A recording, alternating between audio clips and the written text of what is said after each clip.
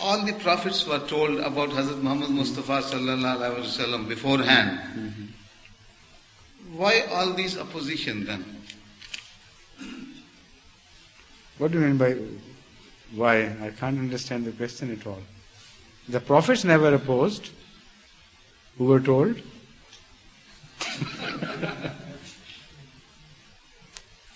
The prophets who were told, they never opposed Muhammad sallallahu alaihi wasallam. They were looking forward to that era, in fact. So they made their ground quite clear, and people were aware of the... People forgot the message of their own prophets. Didn't they? So why should they obey them in this regard particularly? Like you know positively, we have got a positive instance in view. Hazrat Moses was told categorically that from among your brothers, a prophet like you would be raised, in Deuteronomy 18:18. And the Jews used to read the book and were awaiting the advent of that prophet, which was to be a very great and a very special prophet.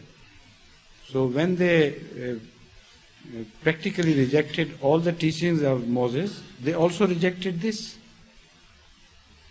This is what happens to every people.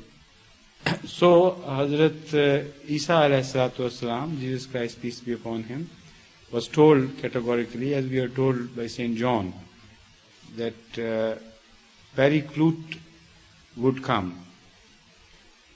Now, why I say Paraclete is because there are two words in Greek. Although the present text tells us of Paraclete, which means the one who gives solace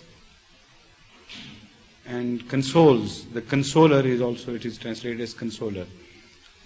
This was promised to Hazrat Isa alayhi salatu wasalam, that a consoler would come according to one version of the Bible. But another reflection of the same word is Paraclete, which means Ahmad, literally translated.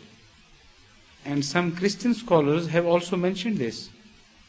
They said that perhaps there is a mistake in recording this in Greek from some other language.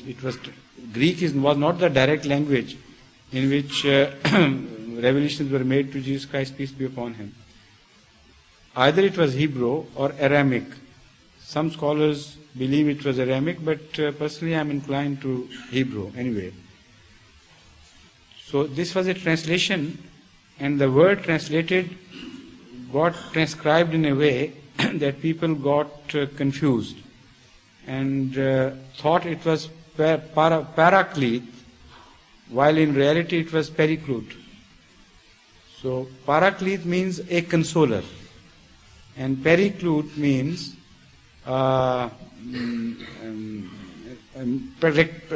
literally Ahmad is the name. Now, how can this debate be resolved? Fortunately for us, there is a Hebrew document which was discovered in the late 19th century by some Christian scholars in a monastery, in a synagogue called Ezra's Synagogue in the old city of Cairo.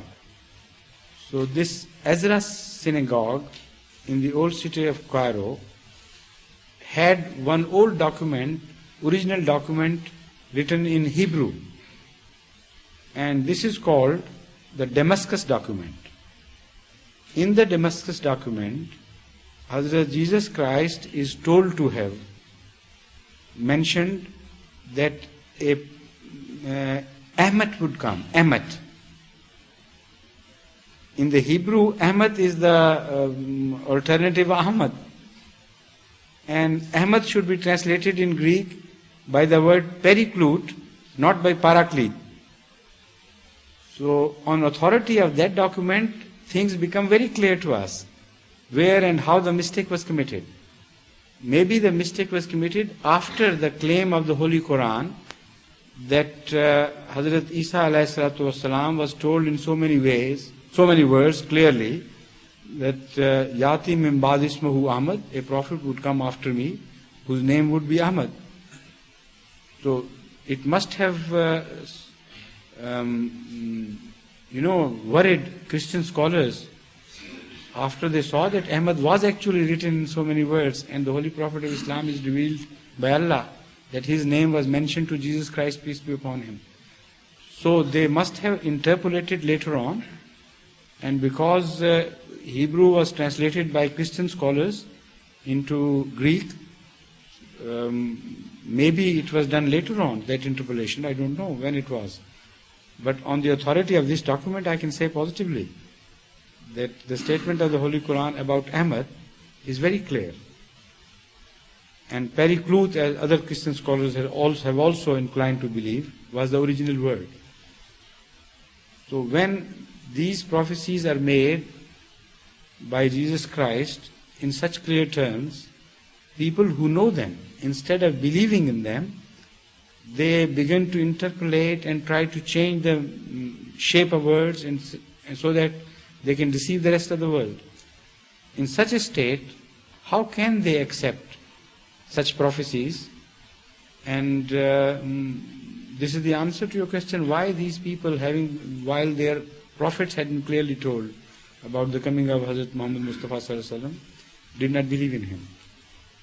These are the devious ways how they change and corrupt the message.